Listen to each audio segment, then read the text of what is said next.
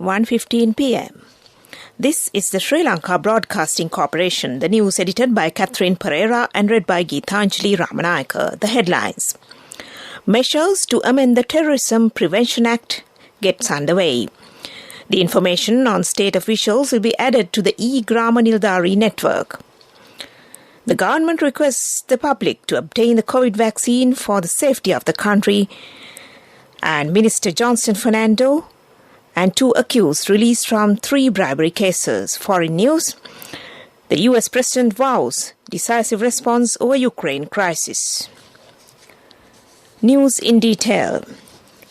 Foreign Minister Professor G.A. Peiris said that after 43 years, the Prevention of Terrorism Act is being amended with the objective of bringing it in line with the international norms and best practices.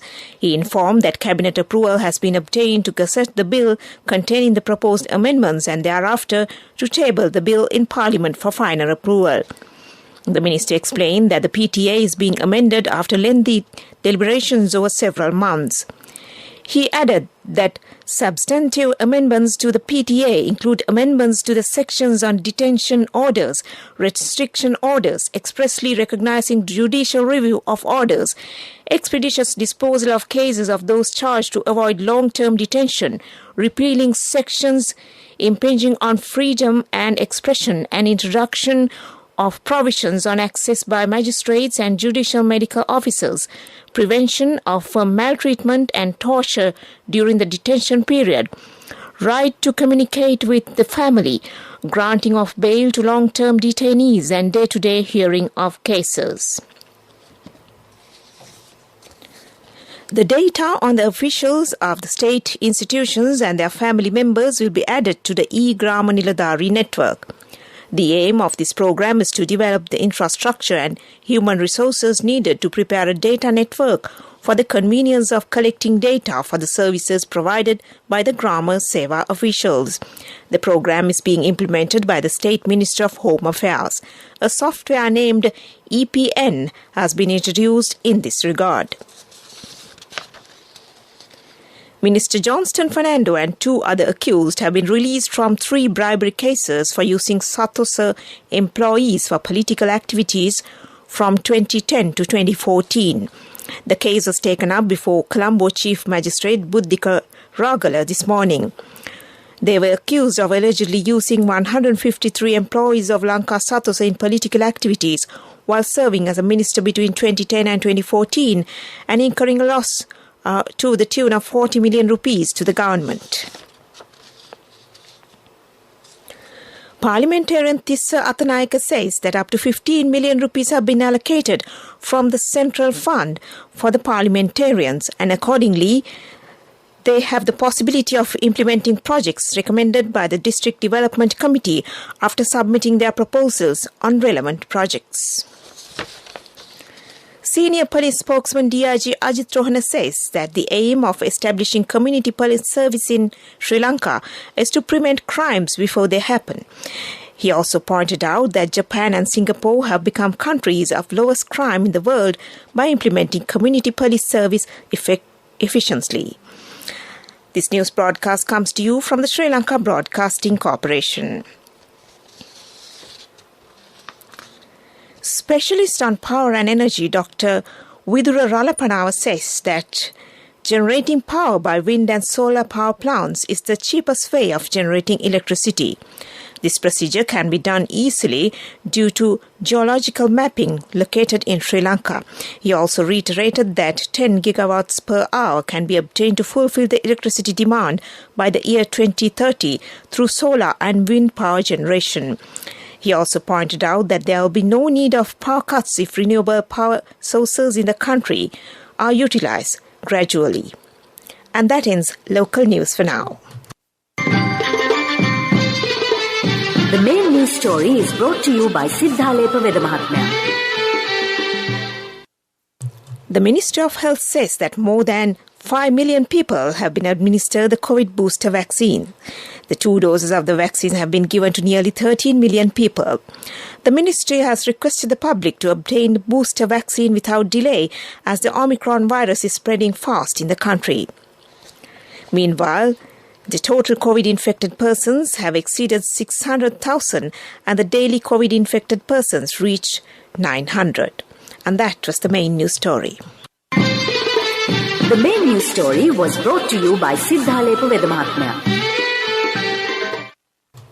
According to the National Dengue Unit, nearly 5,500 cases of dengue have been reported so far this month. The unit said that 60% of the total cases have been reported from the Western Province. Galle and Kurunegala districts have also reported a significant number of dengue cases. Authorities urge the public to clean their households and surroundings in order to clear mosquito breeding grounds. And that was Watchlight. Coming up, World News.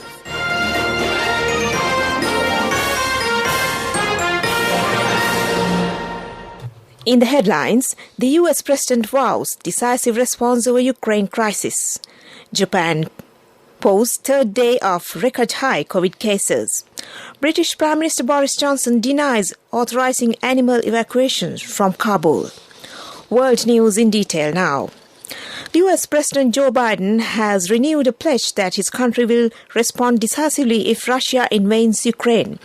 Biden had a telephone conversation with Ukrainian President Volodymyr Zelensky yesterday to discuss the situation near the border of Ukraine and Russia. In a statement, the White House said President Biden reaffirmed the readiness of the United States, along with its allies and partners, to respond decisively if Russia further invades Ukraine. The statement said that Biden noted the U.S. has provided Ukraine with over $500 million in development and humanitarian assistance last year and is exploring additional macroeconomic support. Health officials in Japan have reported a record number of coronavirus cases for the third day in a row. Among the over 78,900 patients, 537 people are in serious condition, up 67 from Wednesday. More than half of Japan's 47 prefectures saw record daily cases, including Tokyo. New cases in the capital almost doubled from the same day last week. The central government has expanded quasi-emergency measures to curb the spread and prevent the medical system from being overwhelmed. These restrictions took effect yesterday in 18 more prefectures, including Osaka and Hokkaido. They are now in place in 34 prefectures.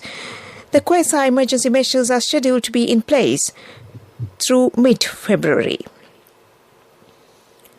Boris Johnson has rejected claims that it authorized the evacuation of animals from Afghanistan during the fall of Kabul last year. It comes after emails from officials published by MPs suggested the Prime Minister intervened in the evacuation of the animal charity Nowzad. But Mr. Johnson denies this and added that the idea animals were prioritized over people was total rhubarb. Earlier, Labour and his story was not credible and accused him of lying.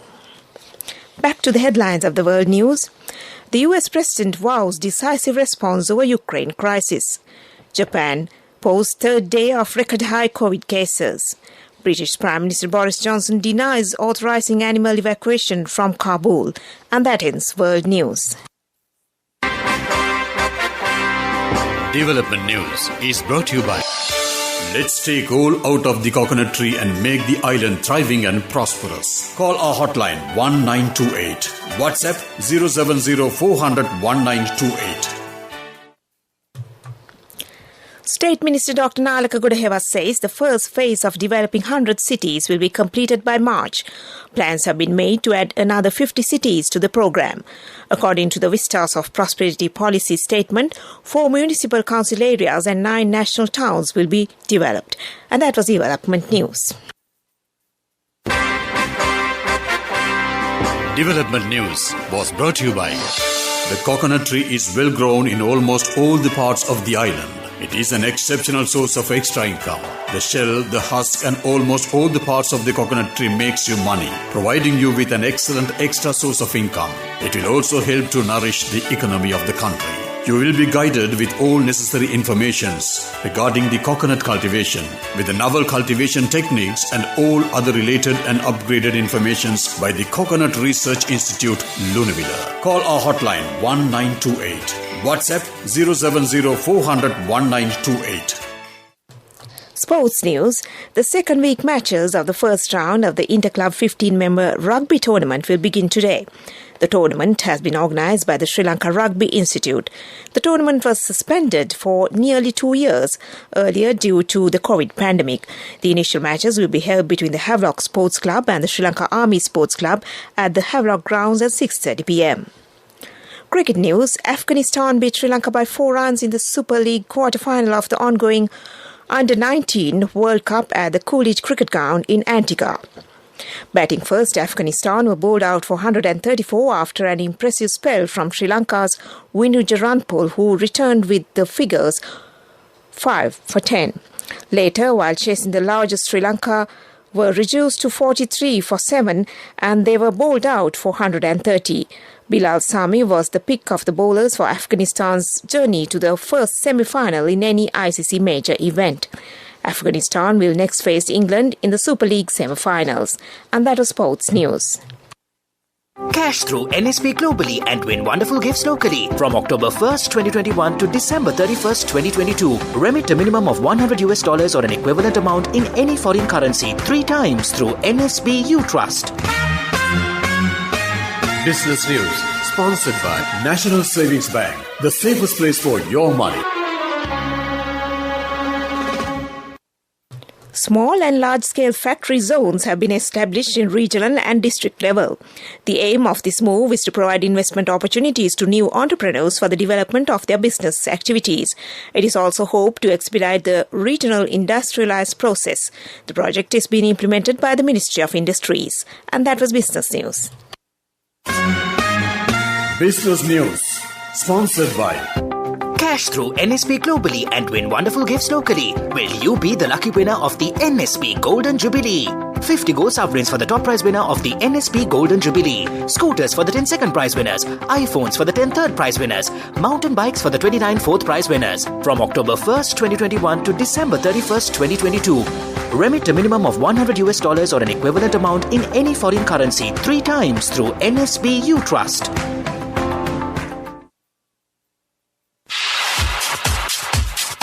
Economic news, courtesy of Saving money isn't easy when you have responsibility. That's why we promise to give you the best returns and guarantee on your investment. LOLC Finance Fixed Deposits. Maximize your savings. LOLC Finance PLC, incorporated on the 13th of December 2001, is rated SLA stable by ICRA Lanka Limited and is licensed by the Monetary Board of the Central Bank of Sri Lanka under the Finance Business Act number 42 of 2011. The dividends of several financial companies registered at the Colombo stock market have increased. This was confirmed at the financial announcement for the final quarter of the year, which ended on the 31st of December last year.